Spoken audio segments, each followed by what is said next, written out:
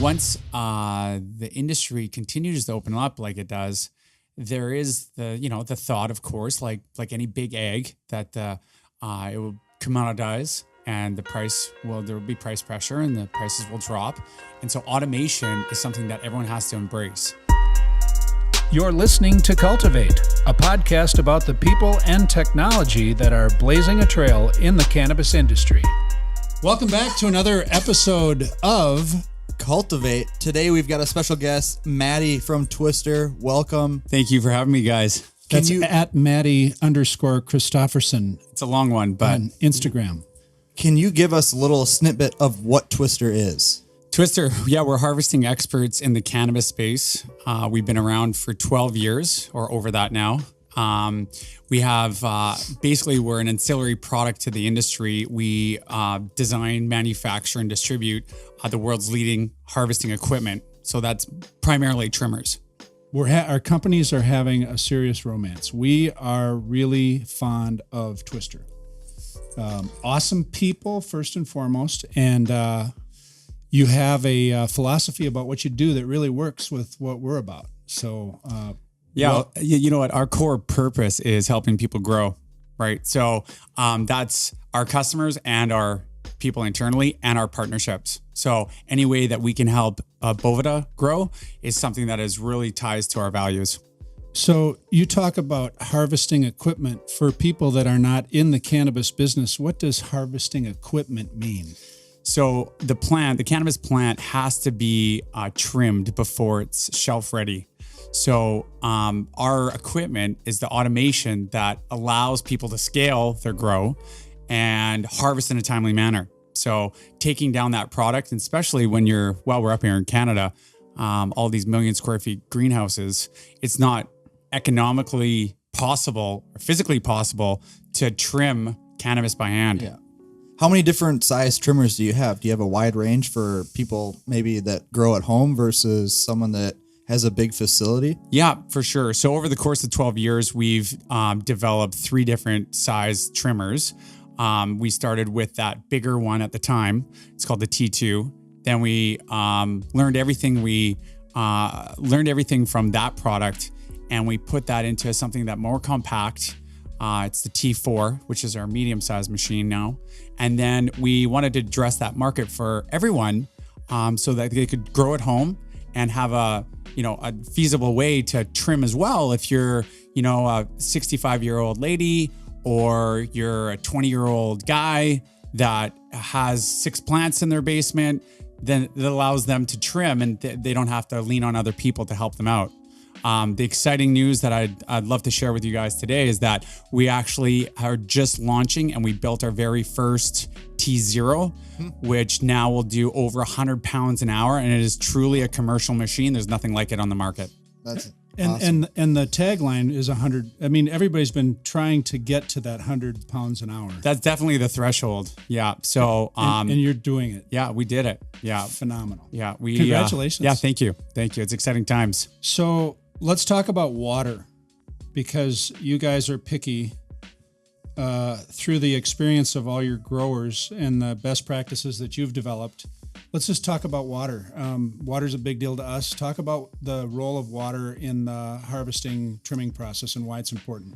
Yeah. So if we're alluding to more the moisture content, right? So to backtrack, we do have machines that trim wet or trim dry, right? So this is a personal preference for the grower. We have the ability to service both ends of the market. So if we were going to look at trimming wet, it's pretty self-explanatory. You basically buck the plants, so de-stem the plants, and then you put it through our machine fresh. So on the opposite side, there is the process of trimming dry, which is now becoming bigger and bigger and in higher demand. It's arguably a better way to cure the flower and then have a better product at the end. And at that point, you want to trim at an optimal moisture content of 11%. We do recommend a range between 10 and 13. There is variable depending on the strain of the plant, but 11 is our optimal. For the equipment to work at its optimal. Yeah, and you know what? Also for actually the product itself. So we've designed product, a trimmer, that caters to the optimal moisture content of shelf-ready cannabis. Very cool. And that's right in line with what the Canadian government's asking people to have as an optimal. I believe it's around 10 or 11%. Yeah. Yeah. So the cool thing is Boveda, the 58%, holds a moisture content in flower at right about 11%. So it's dead on perfect. And I think that's why this works so well. Yeah. You know what? There was nothing better than aligning ourselves with a partnership with Boveda. Because of not only the people, because that's the first and foremost. You guys are amazing, it's through thick and thin, from start to finish, every single person that we've met and aligned ourselves with. But also the fact that you guys have a product that can optimize the moisture content of your dried cannabis at the 11% mark, which is 58% humidity, like you said, Scott. And it's so complementary and it's so integral in having a good end product for the shelf. So here's what always has blown me away. People spend all this time and energy, blood, sweat, and tears, growing these beautiful plants. And they get, they're watching the plant veg out. They go through all these stages and it's emotional. People are emotionally attached to growing this flower and they cut it down. And the moment they cut it down, it's not necessarily like there's a plan for how it's going to be managed all the way to market. It's like the part they were focused on was before they cut it down. Mm-hmm. So now post-harvest is where we come in and where we've been just really edified in the last couple of years, watching people develop processes and come up with best practices for how to take care of bringing the consumer, because everybody used to say seed to sale, seed to sale, seed to sale. And now people seem to be saying seed to satisfaction. And I know you guys are dedicated to really bringing a level of quality and a level of, like you say with your motto, we help people grow, and harvest and deliver on a promise of what their brand means. So pretty amazing evolution in the business. Yeah, that's exactly it, Drew. It's all about helping people grow, like we've said, but it's about that education, right? Yeah. That's what we stand for. We stand for that internally. We stand that for our customer. We stand that for our partnerships, and educating everyone on the proper processes to deliver a quality, high-end product is key. And that's what we're looking to do. I know that, just to your point, people focus on growing the plant all the way along and they forget about that post-harvest, which is integral to the process. And, there's other trimmers, for instance, on the market that you put it in and you set it and forget it. And it really does not make sense walking away for something that you've taken 8 weeks to really grow passionately. It's all about being hands-on and really watching about it get trimmed and harvested and cured and dried properly. So exactly. And that matters for a lot of reasons. Just patient or customer end experience when they consume the product, to keep coming back and buying more of it from whoever the LP is or the grower. And then also from a standpoint of weight. So when you're selling off weight, and if you just over dry it and leave it at that, you're losing money due to moisture evaporation. Well, that's such a good comment, Scott, because some of these other trimmers on the market, the set and forget it ones, the top loaded ones, they don't have any blades. So they're not only tearing the product, but they also require you to dry it down to 8%. So if you were to look at that from an economic standpoint and how much yield you're actually losing by drawing it down, not only are you damaging the product and the trichomes and everything, but you're also losing that weight, that yield. So that's a great point. And when you're selling in pounds or kilos, it adds up. 100 pounds, and if you're at 8% on all that, that's a lot of money that you've lost just from the water weight. Yeah, and not to mention the quality and totally of the flower when you go to consume it. How much it degrades and exactly. So I want to digress for a second, because one of the things that I love about going to cannabis conventions is that you get to meet a lot of different people. And over the course of doing a bunch of shows, we've met a bunch of staff from Twister and other great companies. And you have a reputation. And I want to talk about your reputation for a second. You might get a little embarrassed, and this might get a little mushy, and I'm not going to apologize for it, but I'd like you to be prepared. I'm blushing. we took you away today. We're putting this podcast together at Lift in Toronto, and we took you away from a panel. You are the head of a company. You are on panels with the leaders of the Canada cannabis industry. You're always at the center of that. Every time anybody ever says your name in conversation around our booth or around us at a show, there's always a reaction about the quality of guy, the class act, the enthusiasm. You are convicted of being a massively enthusiastic human being. Would you deny that? I'm humbled. I'm lost for words right now. Thank you. The reason why I'm going down this rabbit trail is because the way you're helping people grow is your motto. We help people grow, and you don't say we help people grow cannabis. You leave it open. You help people grow. There's a bigger picture here. There's something that you're about and that your company's about that really fits with what our company's about and what we're about. And you hold people in high regards. You have high expectations of people, but you're also just tremendously gracious with people. And in an era in our society where civility isn't always the premium, there's a lot of tension in the political world, and it's tough, the public conversation. It is so refreshing to meet a personality like you and to have the privilege of working, and we talked about this before we did this, to have the privilege of working with you and your team is just really awesome for us, and we are extremely grateful. Yeah. You know what? I wish I could say it as so eloquently like you just said, Drew, but I guess that cliche saying of birds of a feather flock together. We're very gracious to be working with you guys as well, and nothing but class acts, second to none. So it's a pleasure being here and being in your company. How many times did we have to stop on the way here for people to say hi to him? Oh, we're trying to leave. We should have left an hour early. It's like walking through Toronto with Drake or Justin Bieber or something. Yeah. Well, first of all, he has a good comparison. Entourage. Yeah. Exactly. He has handlers, like and a mix entourage. of both. Yeah, but he's Matty Christopherson. That's at Matty _Christopherson on Instagram. We'd encourage you to go there. Very engaging and intriguing Instagram account. You can also go to at Boveda Cannabis.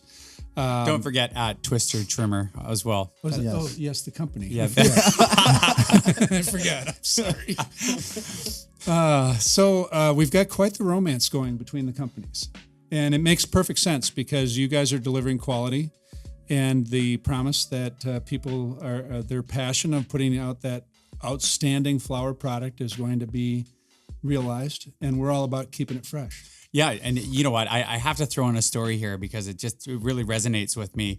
I can't get a better time, but we just recently reshifted our focus and about really working with the grower. Right. And working directly with them, educating them on the processes from post-harvest, including drying and curing. And, I continually get stories. We have a lot of reps in the field across the US and Canada that allow us to do demos so that people have that hands-on ability to really feel the product. And, continually, I have some of our sales reps calling back and saying that they did their checks and balances in advance. They've called the grower 2 weeks out and informed them of the correct moisture content, provided them Boveda packages so that they really hone in that exact moisture content when they're trimming dry. And you know what? The reviews of that have been phenomenal. Feedback from the grower and from our internal reps. So yeah, it's just so complimentary and it just feels so good working with you guys because the growers themselves are feeling it just as much as we are. So it's a full one-to-one relationship that we have with one another, but also that one-to-one with the grower, and working together with those guys is awesome. I want to take another tack because we don't really know, Matty, how you got here. I mean, not how you got to Toronto for the show. How did you become who you are in the constellation of Twister? What were you doing? How did you come up? What was your background? Yeah, you know what? it's a funny story that I probably can't share to all the viewers here right now. But one thing that I can comment, kudos to Jay for founding the company, and then having the opportunity to come on board, and you really build out the company from being part of it, from 5 employees all the way up to now we're pushing over 50, and it really, I think for me personally, it's the relationships. It's relationships within the industry, really being passionate about that, staying connected to people all the way along, showing up the Lift conference here, seeing so many faces that I saw 4 years ago before they were even licensed in Canada, really helping them grow and, and grow with them. That's the incredible part. And having humbly and proudly hearing people so excited to see the Twister guys, and as we are to see the Boveda guys. But it's just those relationships. That's something that really makes me tick. Now, after being in the industry for quite some time, where do you see it going over the next couple years, 5 years down the road? You know what? Those years are fast moving years. Yeah. So if you would have asked me what I felt about the industry 2 years ago, would I've given you the answer what it is today? By no means. Yeah. Having multi-million square foot greenhouses. I was on the panel with Vic Neufeld from Afria earlier today, and he was sharing that his 2.3 million square foot greenhouse. It's just incredible where it's going. It's all about educating people and really pulling back the curtains and understanding about what's happening in the industry. Now, to answer your question about where we see it's going to be in 5 years, it's a tough one, but what I can hope for is that the stigma of basement grows and illegal trade and all those bad associations that cannabis has been affiliated to, I hope that stigma gets dropped. So if there's anything that I could hope for, it would be that. And that only can happen with people like yourselves out there and educating from the municipal level, provincial level, federal level, all the way along. And are you operating everywhere that cannabis is being cultivated? Is this part of your scope? Where are you? Where aren't you? Yeah, so it's really hard for us to track exactly where we are because we have sold through retail channels and distributors over in Europe. But I'm confident that I can share with you that we're in over 20 different countries. We've been doing this for, like I said, 12 years. And yeah, from Australia to Germany to Switzerland to Czech Republic, throughout the US, South America. I think we even had a sale in Asia at one point. But yeah, I think in any jurisdiction where it's medical, we definitely have a footprint there. And, with these emerging markets coming online as well, I know that we're entering into those spaces as well. So as long as they're growing cannabis flower, they're going to have to trim it properly. Yeah. And you know what? Once the industry continues to open up like it does, there is the thought, of course, like any big egg, that it will commoditize and there will be price pressure and the prices will drop. And so automation is something that everyone has to embrace. Yeah. So they cannot neglect that because the agriculture is a game of millions of pennies, and you have to be able to get that cost of production down. And the only feasible way to do that is automation like Twister Trimmer. So how many people would it take to trim at the speed your T0 trims at? Well, that's I got to reverse the math here, but I can tell viewers, those listening right now, that we normally benchmark, and it's a pretty standard industry benchmark, that a seasoned hand trimmer can trim 1.5 pounds to 2 pounds a day, right? Wow. And so to answer your question, Scott, the BFT will be doing over 100 pounds an hour. So on an 8-hour shift, we're looking at doing like upwards of 1,000 pounds a day. That's insane. It wouldn't necessarily have to be an 8-hour shift. No, typically. I'm just saying, I mean, with the automation, there's no limit on the amount of hours you could run, or you have to have somebody. Well, you'd have people operating it, and you and I could sneak out for a beer, though, for sure. Yeah. No, but that just goes to show, like you said, instead of having to hire 10, 15 people even more at a big Scott, operation. 10 or 15. We're talking about 50 to 100. We're talking about having housing on the property of these farms, so to speak, right? Housing for international workers. This is something, and you know what? It's not about not having those hands and that employment, right? We're not trying to offset that. This is the ability to allocate resources in other areas of your grow that really matter, right? Get those employees and get those teammates of yours to help curate the plan for customer service when you're selling the product, right? Yeah. Educating and being an ambassador to the brand rather than being in your trim room. Yeah. So there's somebody asked a question about blogs. Scott, do you know anything about blogs? Yeah, so you can find this episode on all of Boveda's social media. So on Instagram, YouTube, Twitter, Facebook, at Boveda Cannabis. Also, we'll be doing a blog write-up on our website about it. And I believe Twister is doing the same. Yeah, you can find the blog and any kind of write-up on their Twister website, twistertrimmer.com. Twistertrimmer.com. That's correct. We have a whole educational site focused around that, page focused around that. That's awesome. You're awesome. Matty Christopherson. Drew's kind of awesome. I'm all right. That hair is awesome. I feel good. I feel really good. You look great. I feel good. You slightly look tired. Fabulous. Thank you. You look tired? No, you do. Thank you. Do. Thank you. Oh, I feel good though. So if you're new trying to get into the industry, is there any advice that you'd give someone? It's a pretty open-ended question. Yeah. So I guess the big thing would be to find out who you can lean on to get educated correctly. So again, one of our key pillars is education. And if you're leaning on the wrong person or someone that you may think that would be providing you good information, just stand and make sure you do your homework on who you're relying on and those reputable brands that can actually educate you all the way through the process. So again, it's an open-ended question. So it depends on what segment of the industry you want to get involved in. But yeah, become passionate, dive in 2 feet, right? Stand for what you want to do. Don't be embarrassed. Don't be ashamed. There should be no stigma around cannabis. So embrace it. And again, the relationships. Great advice. This has been awesome. Thank you for tuning in.